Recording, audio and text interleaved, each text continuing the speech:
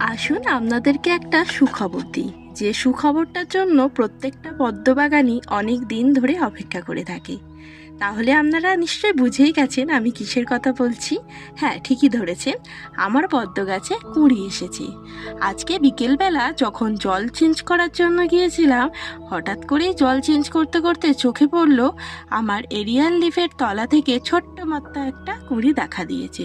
তো সে কুঁড়ি দেখে তো আমাকে আর কে ধরে রাখে, আনন্দে তো একদম ডগমগ হয়ে গেছি। তবে তারপরেই দেখলাম তার পাশে বসে আছে সেই পাতা খেকো একটা পোকা। তো তাকেও বিদেয় করলাম, করে এখন একে খুব চোখে চোখে রাখতে হবে। আমার কুঁড়িটাকে যদি খেয়ে ফেলে তাহলে তো গেলই।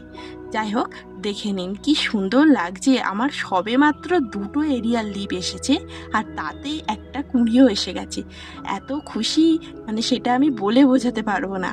হয়তো প্রত্যেকটা পদ্মবাগানই সেটা অনুভব করতে পারবে।